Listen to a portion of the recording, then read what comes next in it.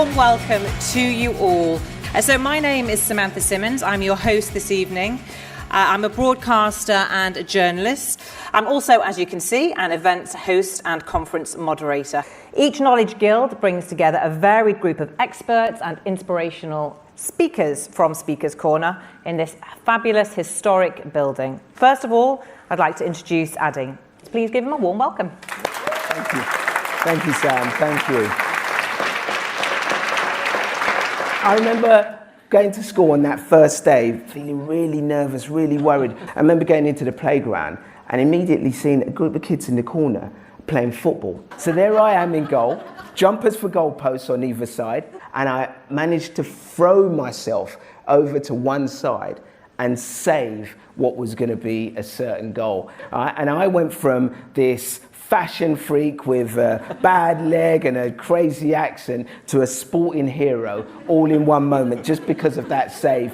And it was a really, really beautiful moment for me because it made me realise that sport was going to open so many doors for me and it was going to build so many bridges. Hopefully we will see each other again, but for now, thank you very much.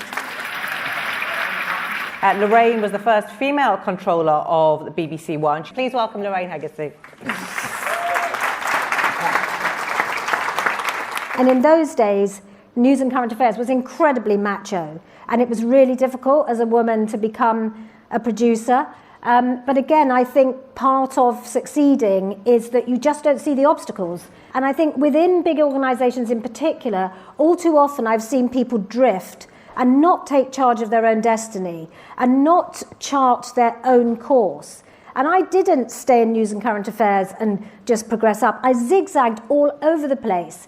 I went freelance just after I had my first baby, even though I was in a secure job and I would have had paid maternity leave and I would have had paid holidays, and I was married to a jazz piano player, still am actually. In fact, the joke is, what's the difference between a jazz piano player and a pizza? A pizza can feed a family of 4. He's gone on to create something that will radically change for the better the distribution of drugs and vaccines for generations to come, and he's going to tell us more about it. Mark. Thank you. And in 1984, I read a newspaper article which said that one day the transmission of viruses, especially HIV, would be hastened by the reuse of syringes. And this really struck me as something that I could apply myself to. We've now made about 8.5 billion of these syringes. We're the largest supplier to UNICEF, and we've been credited with saving around 14 million lives. I then went on to create a movement called Lifesaver, where we wanted to drive legislation. And by 2020, every syringe in the world is recommended to be made self-destructing like this one. Thank you.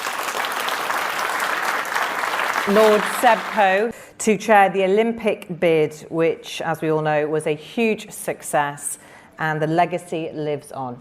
Lord Coe.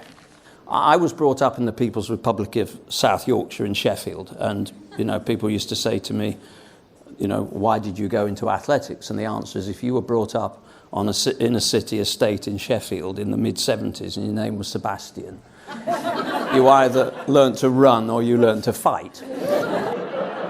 No organisation in the history of the UK has been more diverse across disability and impairment, across ethnicity, across gender, across socio-economic groupings than the Olympic Games.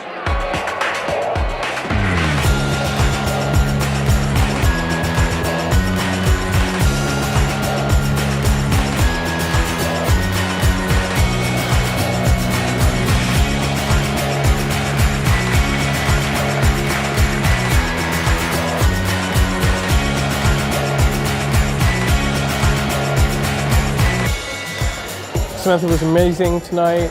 Lorraine was great. It was great to hear those speakers, and it was really inspirational. Broadly the same subject, but in very different takes.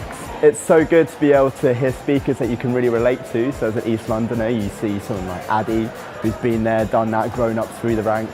For me, Seb Coe, just to hear him speak and to hear his story yet again was next level. I also liked really the questions. When it's not just about what they want to speak, but also what the audience asks. I really liked obviously to talk about obviously taking risks, whether it's your career or your personal kind of life, I guess. Extremely insightful coming to these sorts of events.